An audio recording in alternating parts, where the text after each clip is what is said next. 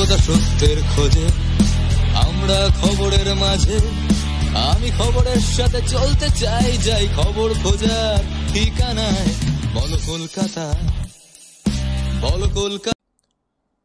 মাধ্যমিকে অকৃতকার্য, গলায় ফাঁস লাগিয়ে আত্মহত্যা ছাত্রীর। নমস্কার, বলো কলকাতা টিভি থেকে আমি দুর্বা আপনাদের সাথে। মাধ্যমিক ছাত্রীর অস্বাভাবিক মৃত্যুকে ঘিরে চাঞ্চল্য ছড়ালো জলপাইগুড়ি জেলার ডেঙ্গুয়াঝাড় এলাকায়। মাধ্যমিক পরীক্ষার পরিণামে অকৃতকার্য হওয়ায় আত্মঘাতী হয়েছে বলে প্রাথমিক অনুমান। জলপাইগুড়ি সেন্ট্রাল গার্লস স্কুলের পড়ুয়া ওই ছাত্রী বুধবার রেজাল্ট আনতে স্কুলে যায়।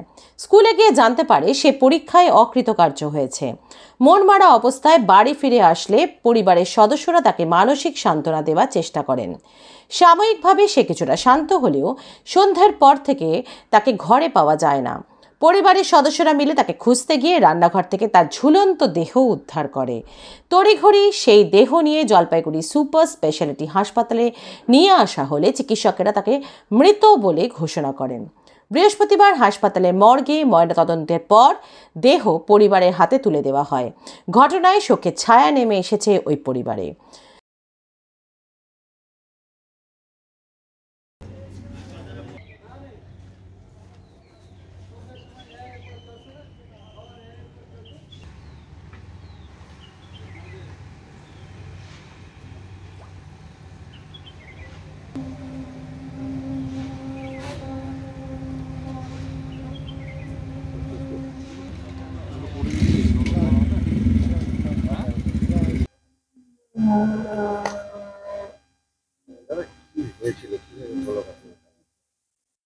তো সকালবেলায় যখন স্কুলে যায় তখন জিজ্ঞাসা করা হয়, এটুকুই বলা কোনো ভুলভাল কাজ করবি না, যাবি স্কুলে, রেজাল্ট নিবি, রেজাল্ট নিয়ে সোজা বাড়ি চলে আসবি, পাস ফেল হইতে থাকে, ওইটার জন্য ওকে চাপ নেওয়ার ব্যাপার নেই। গেল স্কুলে, গেল, নিয়ে চলে আসলো, তারপর বাড়িতে খাওয়া দাওয়া করলো, খাওয়া দাওয়া করে ওর মায়ের সাথে ঘুমায়ও ছিল।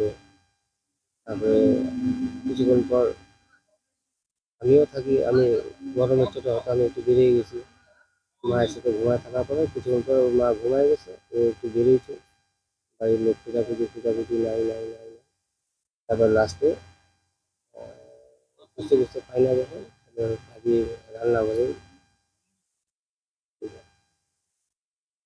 রেজাল্টের জন্য ফোন করলো,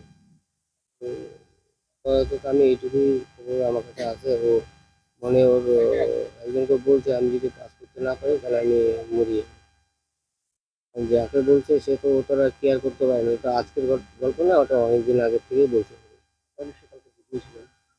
কালকে আমি পুরো বুঝাইছি যে কোনো ব্যাপার নাই, ওগুলা কোচবিহার থেকে সানি রায়ের রিপোর্ট, বলো কলকাতা টিভি। পাস হোক ফেল হোক তুই বাড়ি চলে আসবি, কোনো অসুবিধা নেই। আর আবার পরীক্ষা করবি, আবার এক্সাম যদি পাস হয়ে যায় হয়ে গেলি। দিদিও তো এরকম ফেল করছিল, ও পরীক্ষায় বসছে, আবার পরীক্ষা দিছে, পরীক্ষা পাস হয়েছে, পরীক্ষা পাস হয়ে বেরিয়েছে। এবার কি করবে? জলপাইগুড়ি থেকে নিজস্ব সংবাদদাতার রিপোর্ট, বলো কলকাতা টিভি।